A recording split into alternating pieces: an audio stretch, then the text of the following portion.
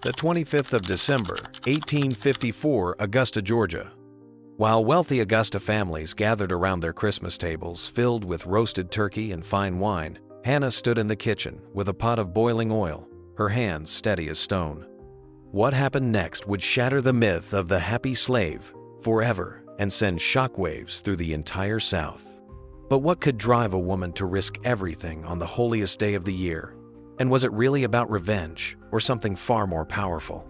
The morning sun casts long shadows across the Whitmore plantation, stretching over endless fields that seem to breathe with the sighs of those who work them.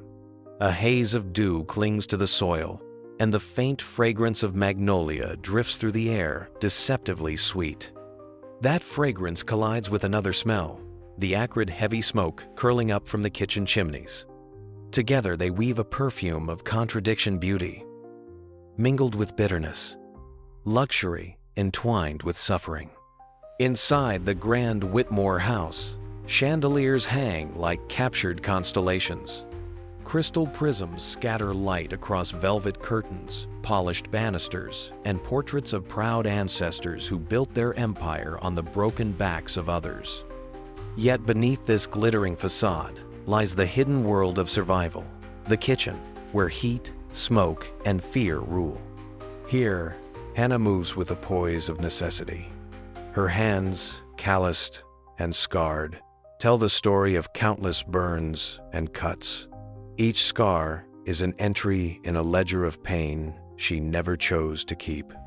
She is 26, though she carries herself like a woman twice that age, her shoulders weighed down not by years, but by burdens. She instructs the younger slaves with soft whispers, never louder, for noise is dangerous. Loudness invites correction, and correction here means pain. The kitchen is alive, frantic, and hot. Pots bubble with gravies that sting the air. Iron stoves glow red, and roasting meat glistens under steady basting. The scent of honeyed ham, spiced duck, and sugared pastries fills the room, each dish destined for the Whitmore's feast. The slaves will have nothing but scraps, cornbread, cold broth, maybe a heel of cheese if fortune is kind. Yet still, Hannah labors with meticulous care, for imperfection is its own form of rebellion, punished without mercy. Above her, footsteps creak like thunder. Master Thomas Whitmore, tall, silver-haired, and unyielding, commands the house as though God himself appointed him king.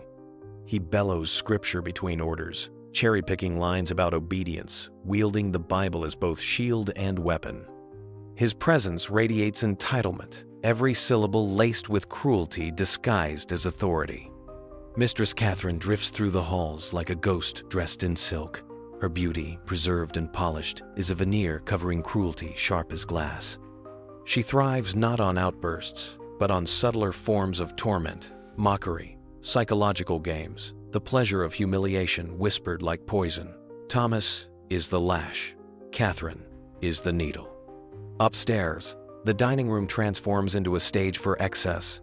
Candlelight dances across cut crystal and polished silver. The table, vast and gleaming, bends under the weight of food, meant to impress their guests. Oysters, glazed hams, pastries stacked like trophies. Laughter echoes against mahogany walls. Fine silks rustle, shoes click across polished floors. Below, Hannah inhales wood smoke until her eyes water. She shifts heavy pots until her back aches. Her body has memorized the rhythm of this oppression. Knead, stir, baste, bow. Around her, the other slaves move in silence, practiced in invisibility. They exist like shadows, present but unseen, always careful not to remind their masters of their humanity. But Hannah sees everything. Her eyes, sharp and observant, catalog every cruelty, every hypocrisy, every moment when the Whitmores pretend their grandeur is untouched by blood. The kitchen, though it binds her, is also her tower, her vantage point. She does not miss a single thing. Christmas Eve dawns, not with joy, but with dread. Carriages glitter in the winter sun as they pull up the drive, their horses adorned with polished harnesses. Wealth pours out of them in silks, velvets, and jewelry. each guest a reminder of how much labor sustains this charade. The Whitmore's halls buzz with activity, servants scurrying like ants to satisfy every indulgence. Hannah has been awake since before dawn, her body bent over stoves and fires. She bastes, kneads, and stirs, her hands moving automatically. But her mind drifts elsewhere, her thoughts tethered to something outside the kitchen walls. Through a soot-streaked window, she sees her nephew Samuel, only 12, dragged across the yard by Overseer Jackson. His crime: possession of a small primer, a fragile book that dared to teach letters to a child forbidden from knowing them. Ignorance is the mortar of this house. Knowledge is a threat. The first crack of the whip splits the air like lightning. Samuel screams, and Hannah's heart lurches. Her spoon continues to stir. Her expression remains fixed. She has learned to cage her rage, to lock it behind a mask of submission, to show it would be fatal. Above, laughter carries down like a grotesque accompaniment to the boy's pain. The guests sip wine as his cries echo. 20 lashes. 30. His voice weakens until it falters altogether, swallowed by silence. Jackson steps back, wiping blood from his hands as though he were polishing silver. His face glows with perverse satisfaction. He turns toward the kitchen, his eyes meeting Hannah's fan. His smirk is a promise, a reminder that cruelty is never finished, only postponed.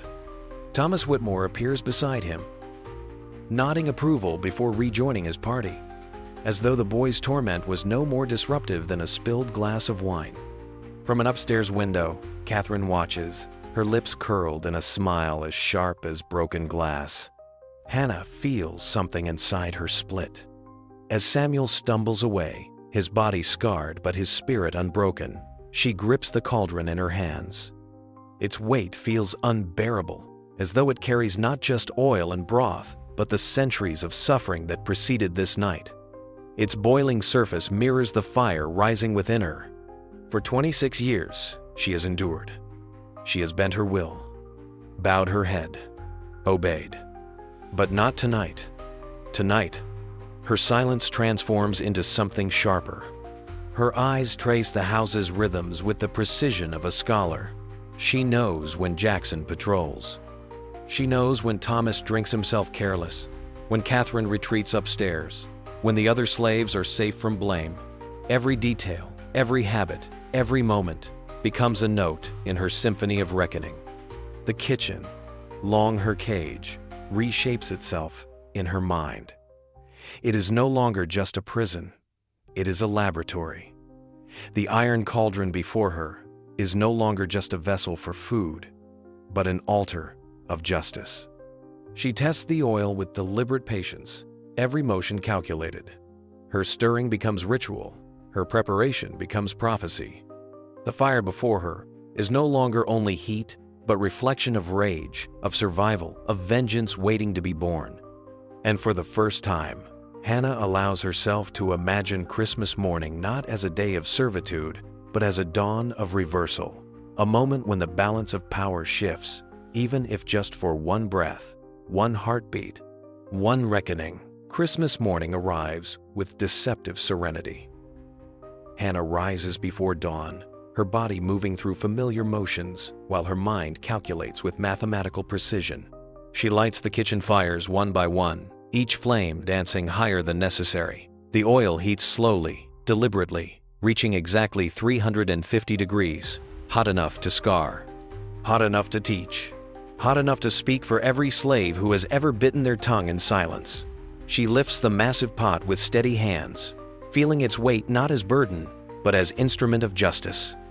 Her internal voice whispers with crystalline clarity as she moves through the house like a ghost with purpose. For every lash that has torn flesh from bone, for every child sold away from desperate mothers, for every woman violated in the darkness, for every dream crushed beneath the boot of tyranny, for Samuel, whose only crime was wanting to read, for herself, whose only sin was being born into bondage. Today, the accounts balance. The dining room thrums with holiday excess, Crystal catches morning light, silver gleams against pristine linen, and the air fills with the satisfied murmur of people who have never questioned their right to own other human beings. Master Whitmore holds court at the head of his table, his voice booming as he raises his glass in toast to what he calls the natural order of things. His guests nod approval, their faces flushed with wine and righteousness. Catherine sits beside him like a porcelain doll, her beauty masking the rot within. Hannah enters with perfect servant posture, her head slightly bowed, her movements deferential. No one notices the way her knuckles whiten around the pot handles. No one sees the steel that has replaced submission in her dark eyes. She becomes invisible in the way that servants always do, a piece of furniture with human form.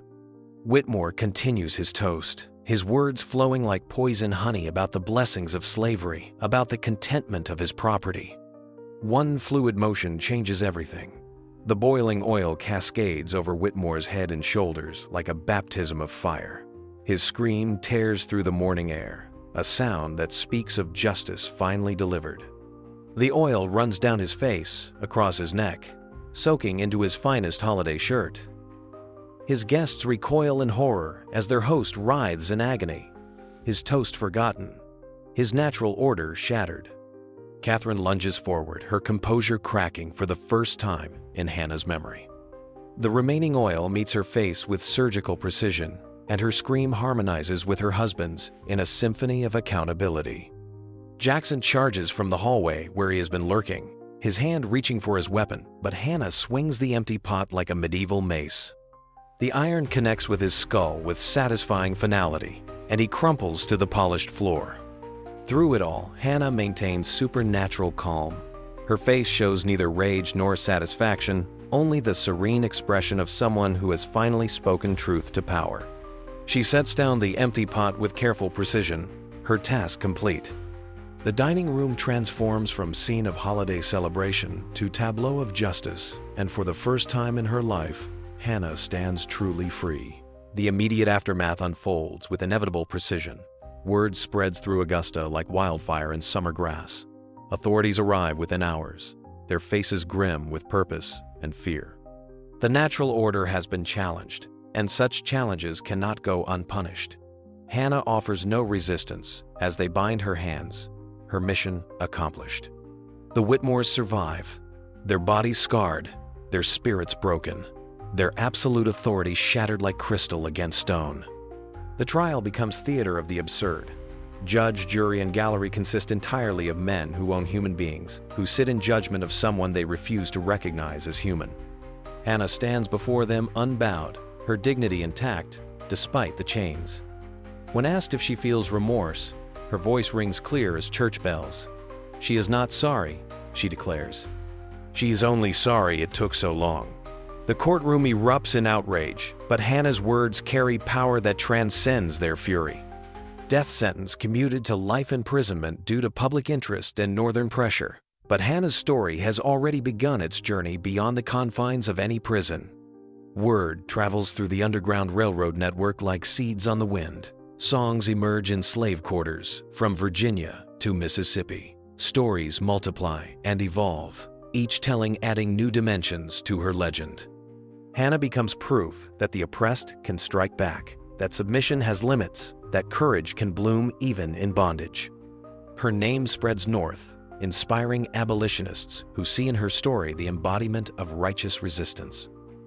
Frederick Douglass mentions her in speeches. Harriet Beecher Stowe considers her for a character. In slave quarters across the South, children learn her name alongside lessons in survival. Hannah of Augusta becomes more than woman. She becomes symbol, becoming hope, becoming revolution. Years pass, but her story endures because we choose to tell it. Every retelling adds power to her legacy. Every listener becomes keeper of her flame. Hannah reminds us that ordinary people can make extraordinary choices when pushed beyond endurance.